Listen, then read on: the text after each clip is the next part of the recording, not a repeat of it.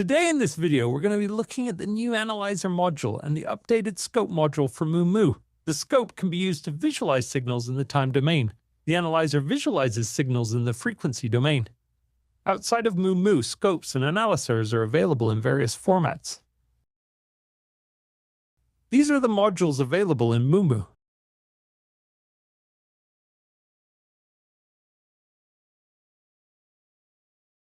We start off with the Scope. The Scope module is based on a simple oscilloscope. These used to be found in electronic workshops years ago. These are commonplace and modular synths now, as widgets within digital synthesizers. Here's the Scope from MooMu. If we connect the VCO's output to the X channel on the Scope, we will see the display. However, this doesn't look particularly useful. The first knob on the left-hand side is a time knob. We can twist it until we see our signal. We'll notice our signal scrolling.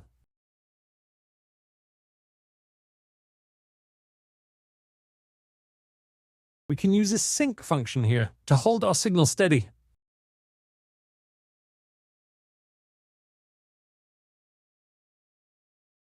Now, this isn't just for visualizations. We can use this for taking measurements. We will notice here we have a maximum minimum for the X channel, which is what we're currently running in, as shown by the X input.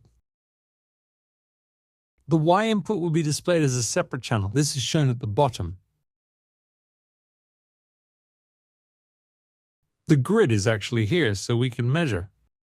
As we can see here, the X and Y traces are currently set on 2 volts per division, with a plus and minus 5 volt signal. If we count up here from 0 being the center here, we have 2.5 divisions. At 2 volts per division is plus 5 volts. The same is true on the bottom, which is minus 5 volts. We can adjust the scale knob.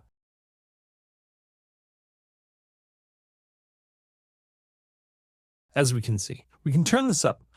We turn this all the way up, so we just clip on the tops and bottoms. We're on 1 volt per division. This being correct, plus and minus 5, we have the 5 divisions above and 5 divisions below at 1 volt per division.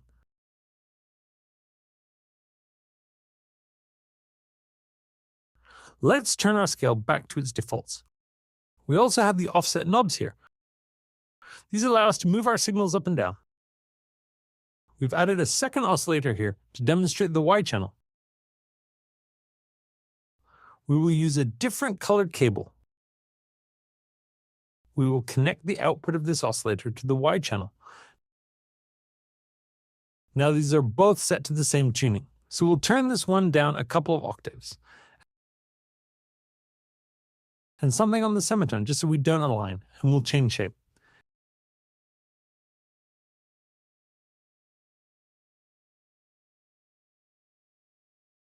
Now this could look rather confusing with the 2 signals overlapping. This is where we can use the offset knobs. We can take one signal up.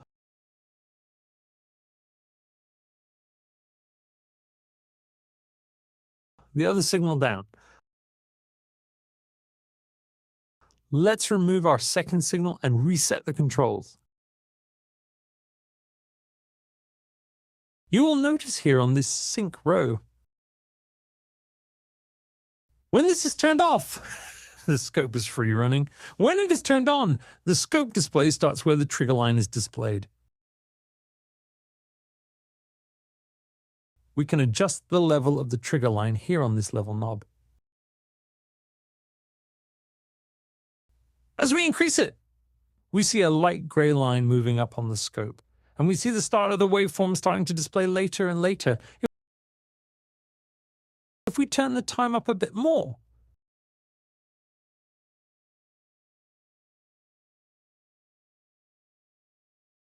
this will become more apparent. Right, that's great. We know how to use the Scope in its normal mode, where it will display time on the X-axis and voltage on the Y-axis. Now we can look at the XY mode and the patterns displayed. In XY mode, rather than putting time on the x-axis and voltage on the y-axis, we plot voltage on both axes. These plots are quite distinctive. If you turn our XY display on and reset our offsets by double tapping, you may have seen plots like this before.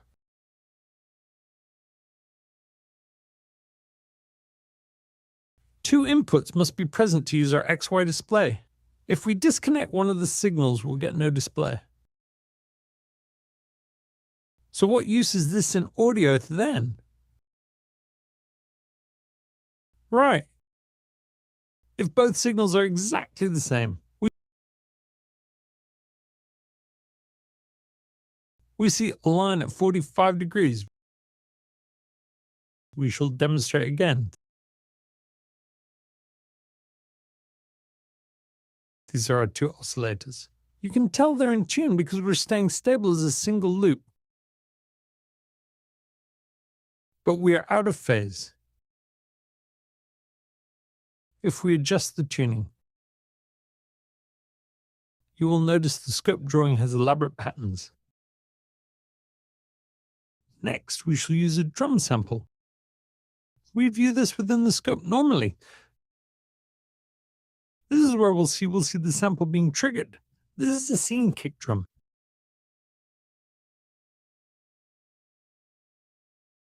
Here we have a snare. Now, what we'll do, we'll feed our signal from the drum sampler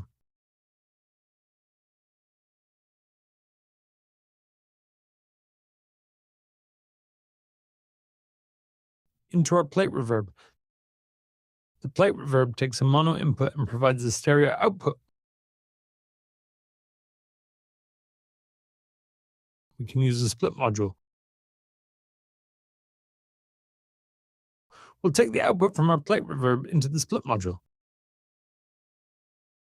As you can see here, the LEDs for channels 1 and 2 are illuminated, indicating the stereo signal.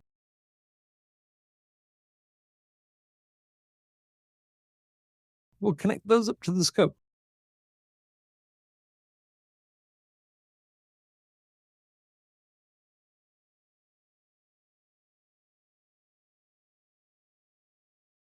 If we put this on XY mode,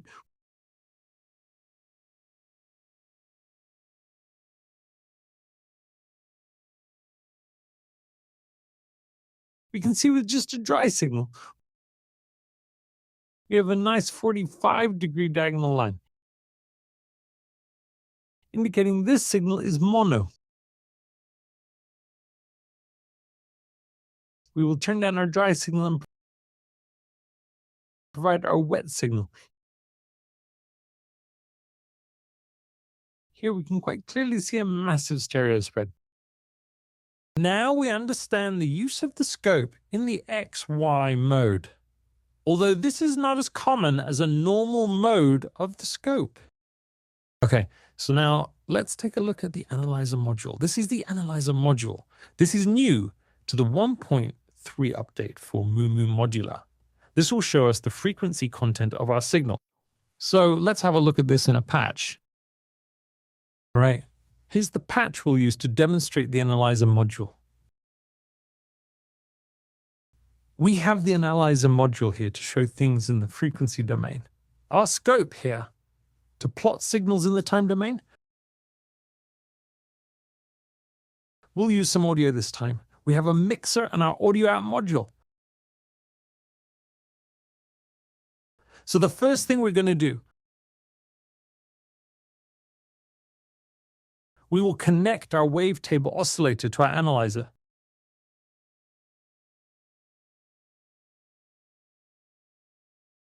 We will connect it to the scope input.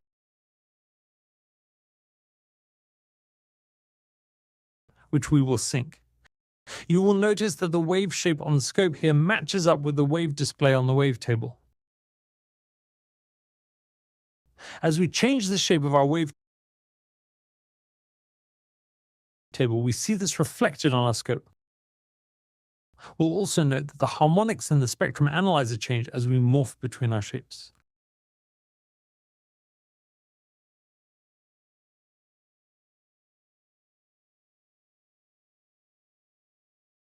So that we can hear this.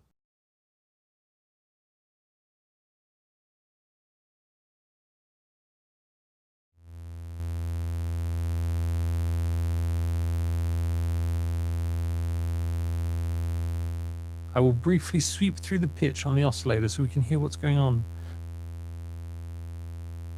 View this on the scope and the analyzer.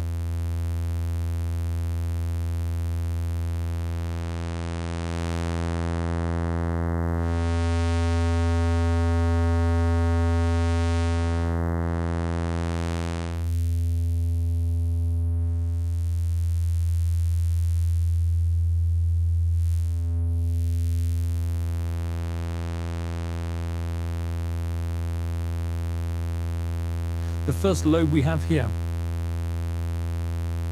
This is our fundamental, and these are all our harmonics. If we adjust the frequency control on the oscillator, we hear the pitch go up.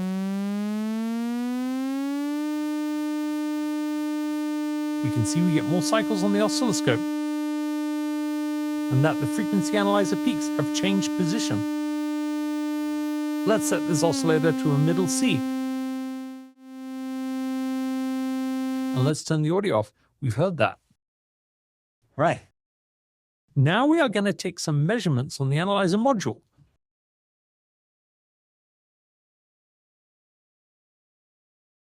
Let's zoom in by triple tapping on the zoom control. Now, if we click on the surface,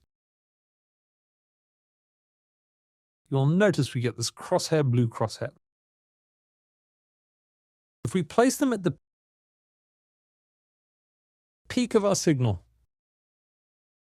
we'll get a reading at the top of the display. With a frequency in Hertz 262.579, we get our level. It's minus 11.9 decibels. Here it tells us the MIDI note number 60, which is middle C, and we're at C3, 6.3 cents sharp.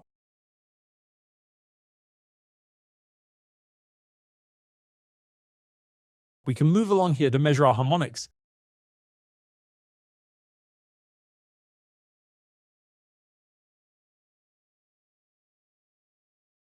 We put our crosshairs on the tip of the next peak. Our first harmonic will be at twice the fundamental frequency. We have an octave displayed here. We've got a C4, MIDI note 72, an octave higher than middle C.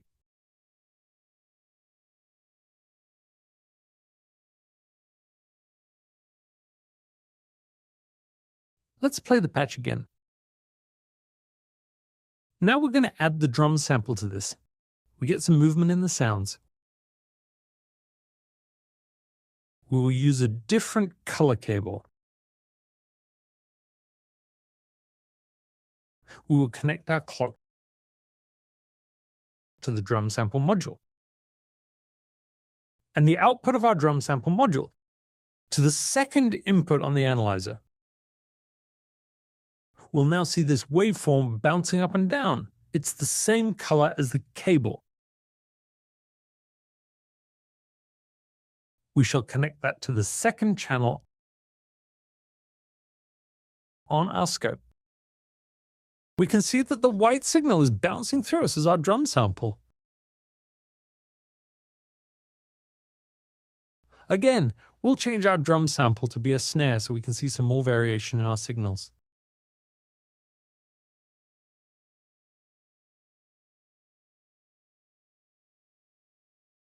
Let's have a quick listen.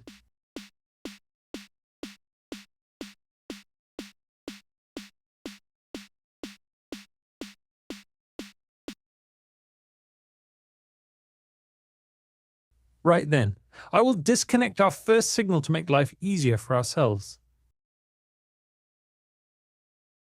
Now we're looking at our snare drum sample. We can see these bouncing around quite a bit. So let's have a run through of some of these controls and see what they mean. The smoothing control. It will make the waveform move slower. So turning this up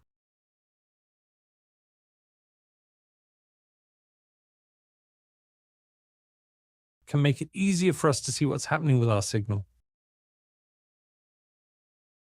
We can notice we have a few peaks here. There's one bouncing around here at the 200 Hertz mark. One here at 284 Hertz. We can also see we have a big dip around here. And then low-level signals here. In general, it used to be in the old world of analog that 60 decibels was the floor for noise you could hear. We can now go down a lot lower than that. But most of the time, people treat anything below 60 decibels as noise rather than something you're actually wanting to listen to. Okay, so let's reset the smoothing control. Now we'll move down to our quality control. This is the number of bins used in FFT for anyone interested. Basically, it's a trade-off between time resolution and frequency resolution. Here we're in ultra mode. We get really tight peaks. If we change our mode settings, we'll notice the trace becomes more rounded out. Wider bins, harder to read our frequencies, but it does update quicker.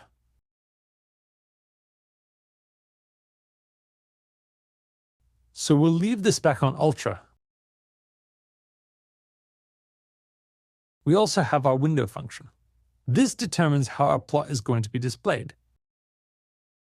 If we rotate through these window functions, we can get some sharper bins and higher and lower peaks. I'll leave it to the user to decide how they wish to use it.